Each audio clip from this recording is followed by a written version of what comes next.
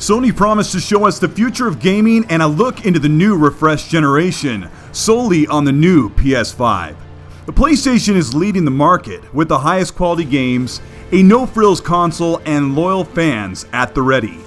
First impressions can mean a lot, and in a place of what would be E3 2020, PlayStation had a lot to say and let the games do the talking. But was it enough to leave the PS4 behind and move us into the future with the new PS5?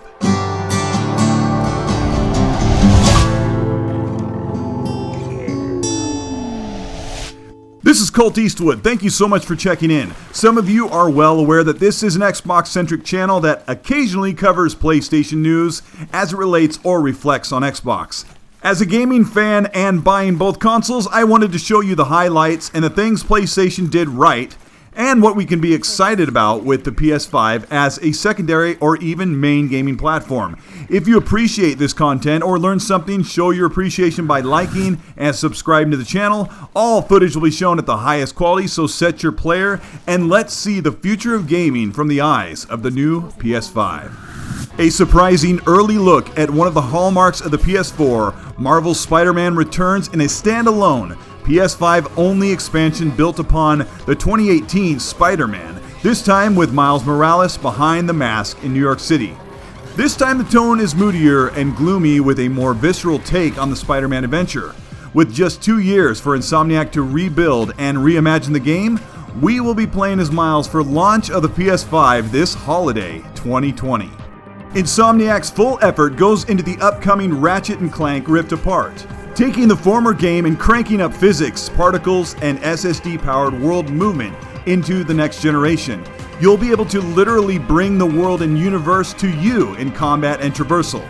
Ratchet & Clank has the look and feel of a cinematic, filmic look according to the hardware leads at PlayStation, and chooses to crank up visuals, animation, and interactions at 30 FPS on the PS5. Finally, a true next-generation full-feature return for the racing franchise since the PlayStation 3, the all-new Gran Turismo 7 is coming to PS5 with full-tilt visuals, fast performance racing, ray tracing, and the entire scope that makes the Gran Turismo series one of the top sims on console. Gameplay was shown at length, and this is the racing game that PlayStation fans have been waiting for to truly compete with Xbox's Forza. Project Athia is likely a timed exclusive for the PS5, and this game is likely the Final Fantasy XVI that fans have been waiting for years. A female lead and a strong emphasis on fighting with terrestrial powers and combat that has made the franchise famous, designed exclusively for the PS5.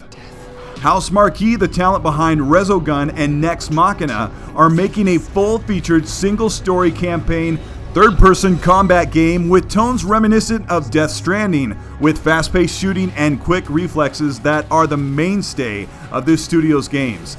This is Returnal, and we don't expect to see it in the first-year launch for the PS5.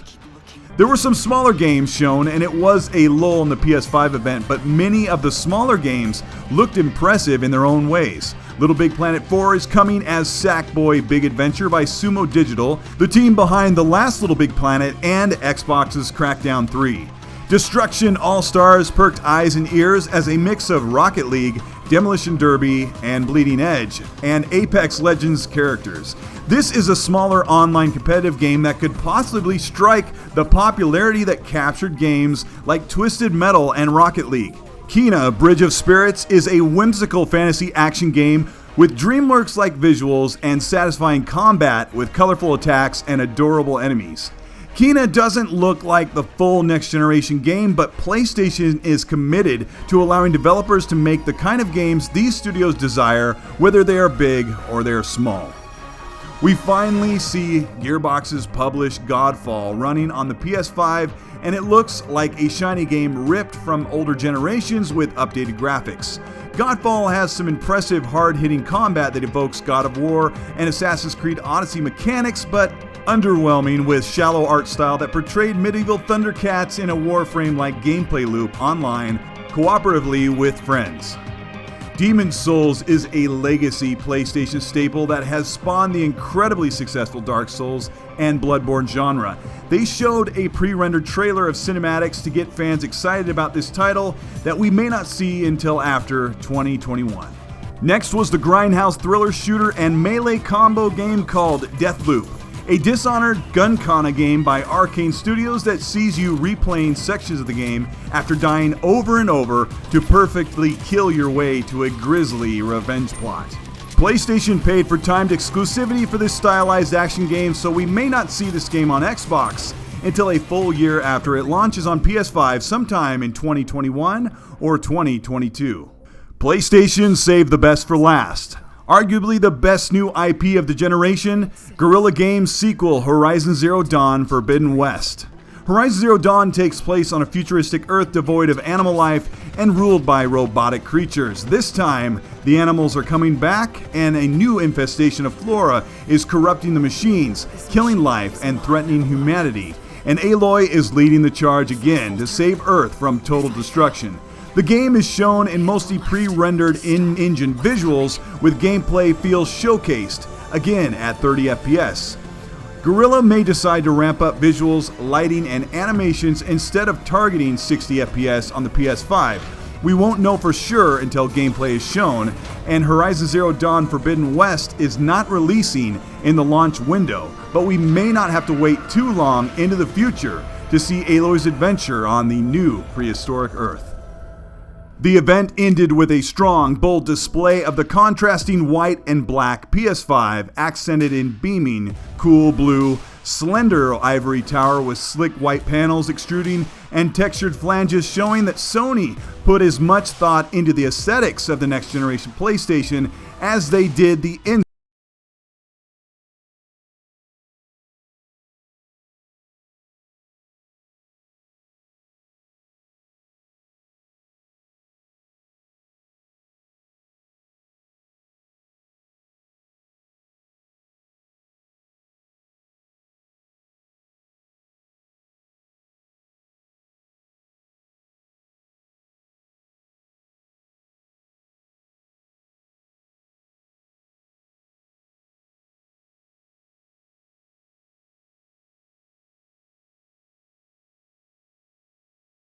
under what they would pay for the Xbox. But Xbox is planning a discless console that may be $100 to $150 cheaper than the lowest PS5 model.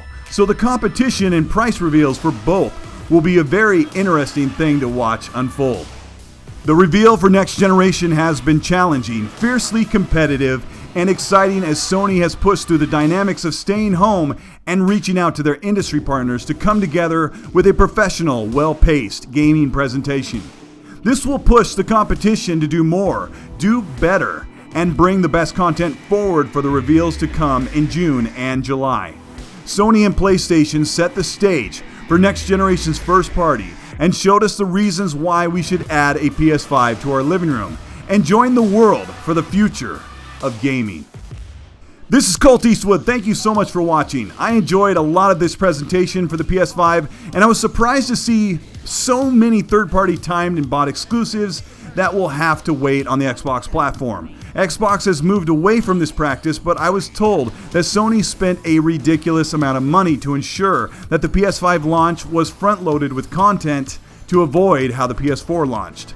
I'm excited to see the PS5 in form. I'm about 50-50 on the design, just how I am with the Xbox Series X. I think both look really cool, but I also feel like the PS5 looks a bit weird and the Xbox too plain.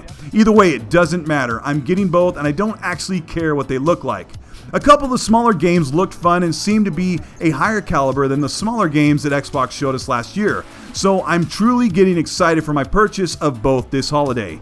If you enjoyed this video, let me know and show your support by liking and subscribing to the channel. If you want to support the work and the software and hardware that I bought to make this content possible, consider joining the channel for a few bucks or the Patreon. Both get you early access to video content and monthly giveaways.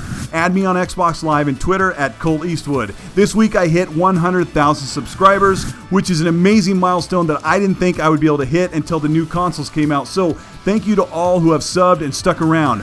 More news, more videos to come, so keep an eye out for new content. Be safe, stay home, be excited for next gen, and as always, please, be nice.